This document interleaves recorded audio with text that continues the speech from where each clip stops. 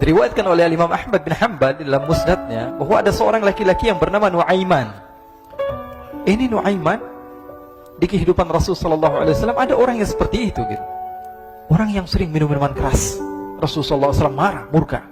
Rasulullah kalau yang berhubungan dengan Rasulullah tidak marah. Tapi kalau sudah berhubungan dengan agama, Rasulullah SAW adalah orang yang paling marah, orang yang paling istiqomah dalam kebenaran. Maka Rasulullah panggil Nuaiman, apa yang kau lakukan? Dia katakan, aku minum minuman keras ya Rasulullah. Rasulullah cambuk dia. Kemudian dia bertobat kepada Allah. Kemudian ketahuan lagi minum. Kemudian dicambuk lagi oleh Rasulullah SAW, sehingga sebagian sahabat memukul dia dengan pukulan yang banyak. Sehingga apa yang berlaku? Sebagian sahabat mengatakan, la'natullahi ala Nuaiman. Semoga Allah melaknat Nuaiman. Dia mempermainkan Rasulullah. Dia bilang sudah mau taubat tapi minum lagi. Dia bilang sudah mau taubat tapi minum lagi. Maka Rasulullah SAW mengatakan, la tal'anuh fa innahu yuhibbullah wa rasulah.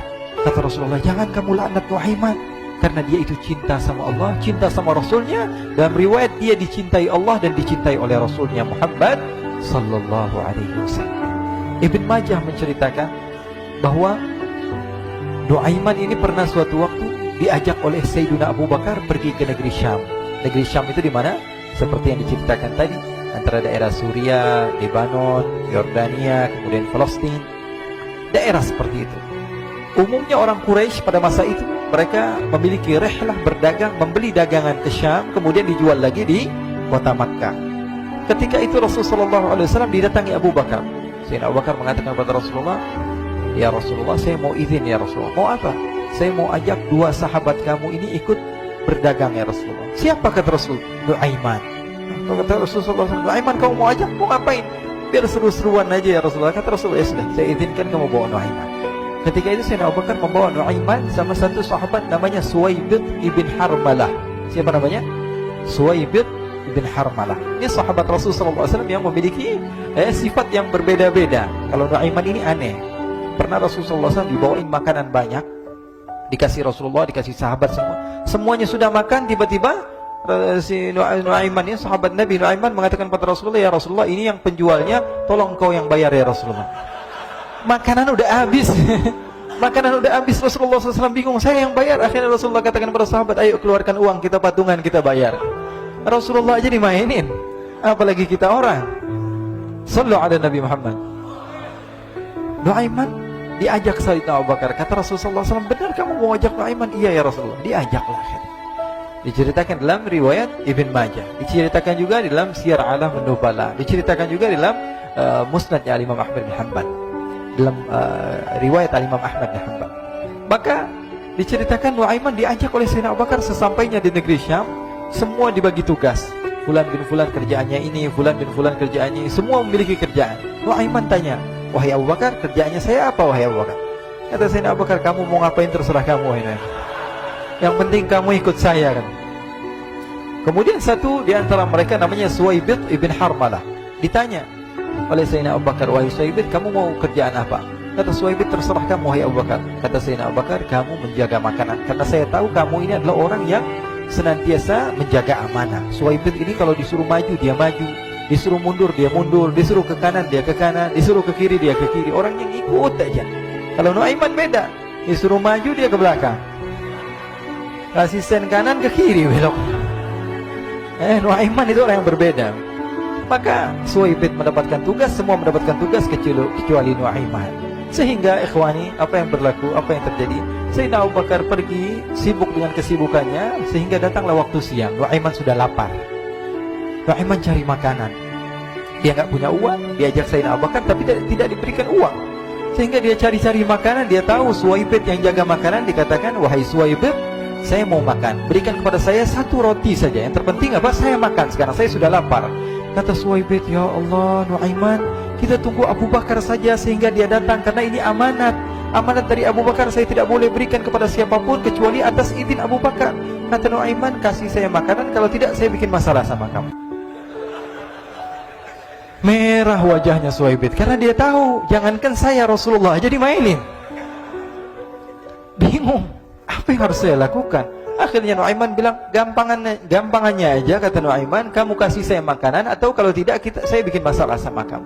Bingung Suhaib pikir panjang. Setelah itu dia katakan, ya sudah Nuaiman, saya tetap mau jaga amanah Abu Bakar, karena saya takut ini adalah perintahnya Allah, perintahnya Rasulullah SAW, dan perintah daripada Abu Bakar, sahabatnya Nabi. Kata Nuaiman, kalau memang begitu kamu maunya, ya sudah, berarti kamu ngajakin berantem sama saya. Nuaiman pergi ke pasar. Dia cari-cari tempat penjualan hamba sahaya. Dia lihat-lihat beberapa hamba sahaya. Ini berapa harganya? Ini katanya 10 qalanis. Ini berapa? Ini harganya, hitungan orang zaman dahulu, kita sih hitung seperti dirham, berapa ratus dirham gitu, 200 dirham. Yang ini berapa? 300 dirham.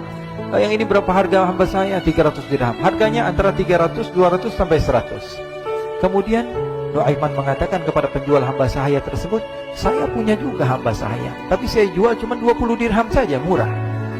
Katanya, apa benar ada hamba sahaya harganya segitu? Iya, karena dia punya aib, ada kekurangan. Apa? Nanti kalau kalian tangkap, dia bakalan teriak, saya ini bukan hamba sahaya tapi orang merdeka. Akhirnya semua orang berkumpul mau beli. Ini Nuaiman sama Nuaiman diajak ke Suhaib bin Harmalah tadi.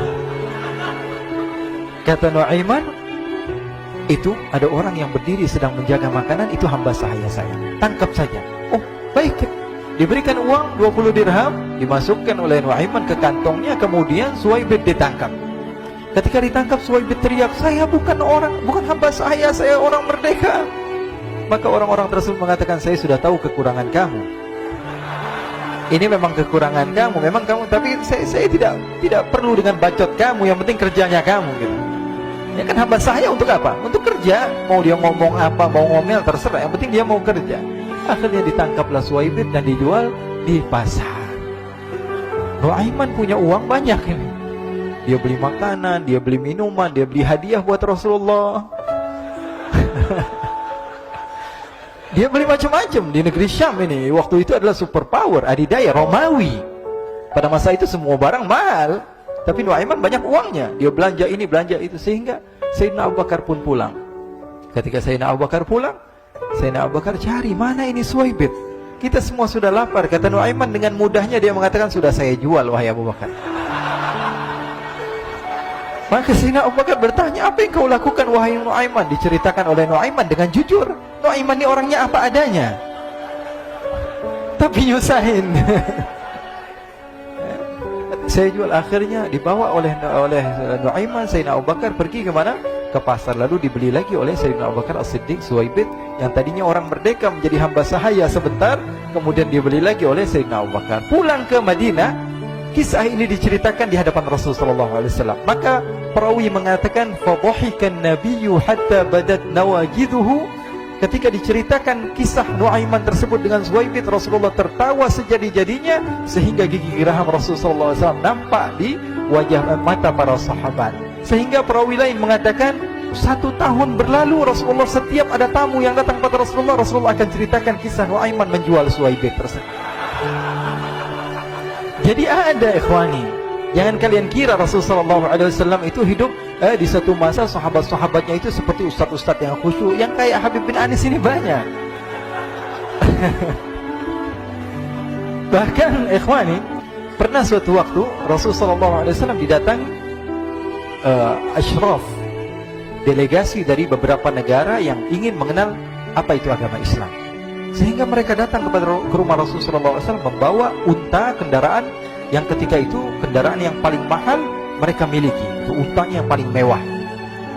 Diikat di depan rumah Rasulullah SAW. Tamunya pun masuk, duduk bersama Rasulullah SAW.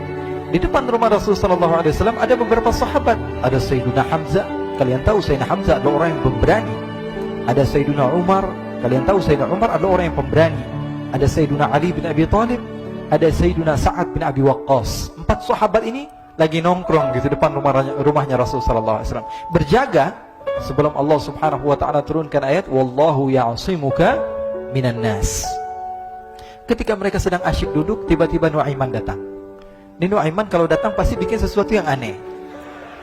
Bahkan dikatakan tidaklah Rasulullah SAW dalam keadaan bersedih, kecuali Nuaiman datang Rasulullah akan tersenyum.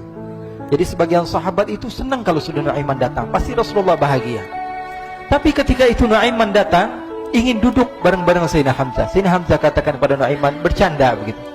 Nuaiman, kamu lihat unta orang datang dari luar Arab ini. Lihat, kata Nuaiman, ini besar banget, ini badannya besar gitu.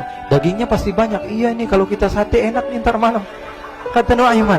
Kata Sayyidina Hamzah, apakah kamu berani? Kata Nuaiman, saya berani aja asal kalian gak bilang sama Rasulullah. Kata Sayyidina Hamzah, benar wahai Nuaiman, benar kan? Akhirnya Sayyidina Hamzah lupa masalah itu, cuma bercanda-bercanda saja.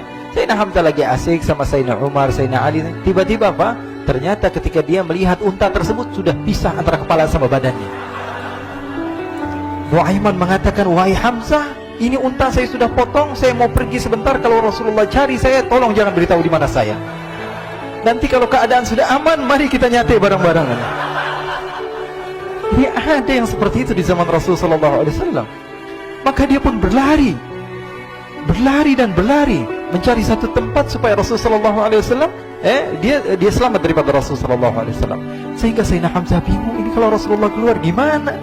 Ada Hamzah Asadullah, ada Ali bin Abi Thalib, ada Umar, gak bisa jaga kendaraannya, tamunya Rasulullah SAW. Akhirnya benar apa yang terjadi, ikhwani. Rasulullah SAW tamunya mau pulang. Ketika dia buka pintu tamu melihat apa? Untanya sudah begitu. Mereka teriak, wa naqatah, unta kami wahai Muhammad. Baru mau kenal Islam, unta kami, kendaraan kami sudah dibuang. Rasulullah SAW lihat Sayyidina Hamzah, lihat Sayyidina Ali. Mereka gak bisa ngomong, mereka hanya bilang apa? Nuaiman ya Rasulullah. Rasulullah perintahkan Sayyidina Umar, wahai Umar, sekarang kamu ambil uang, kemudian kamu gantikan, kemudian kamu berikan 2 kali lipat daripada harta unta ini, sehingga apa? Agama Islam tidak didengar dengan sesuatu yang tidak baik di luar sana. Akhirnya diberikan harta, diberikan unta yang baru dan diberikan harta yang lebih untuk orang tersebut, sehingga orang tersebut tidak menjelek-jelekan agama Islam. Kata Rasulullah SAW, dan sekarang waktunya kita balas dendam sama Nuaiman. Nuaiman ternyata berlari tempat yang jauh sampai hampir keluar dari kota Madinah. Dia dapatkan seorang sahabat Nabi yang hadir juga dalam peperangan Badar, namanya Al-Miqdad bin Al-Aswad. Siapa namanya? Al-Miqdad bin Al-Aswad ketika itu sedang menggali sumur. Ketika sedang menggali sumur, Nuaiman datang. Nuaiman katakan kepada Miqdad, wahai Miqdad, wahai sahabat Rasul, kamu orang yang hadir dalam peperangan Badar, kamu adalah orang yang hebat. Dipuji-puji sama Nuaiman. Ada maunya ini. Akhirnya dia bilang, wahai Miqdad, tolong saya. Kenapa wahai Nuaiman, kamu ini kekasihnya Rasulullah, orang yang disayang sama Rasulullah. Kenapa? Saya ini sedang dikejar-kejar orang jahat.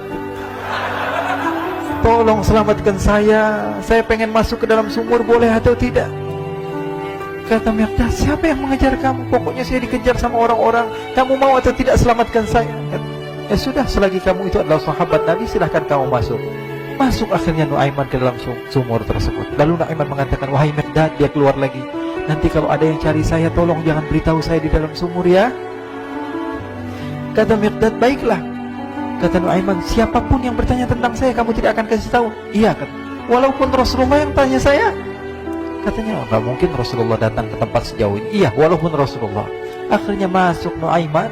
Setelah beberapa menit, Rasulullah dan rombongan benar datang. Miqdad bingung ini. Ini kenapa Rasulullah datang ke RW kami ini? Ada apa yang Rasulullah sampai sejauh ini? Ditanya, ya Rasulullah, ada apa ya Rasulullah? Kata Rasulullah, saya cari Nuaiman. Di mana Nuaiman? Innalillah, kata Miqdad. Nggak dijawab ini Rasulullah. Kalau dijawab saya ingkar janji. Akhirnya apa dia katakan? Wahai Rasulullah, mata saya tidak memandang kepada Nuaiman, tapi tangannya nunjuk ke dalam sumur. Sahabat.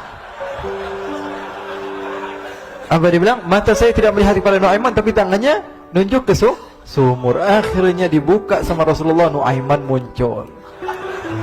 Kata Rasulullah, Nuaiman, kamu bikin malu saya, wahai Nuaiman.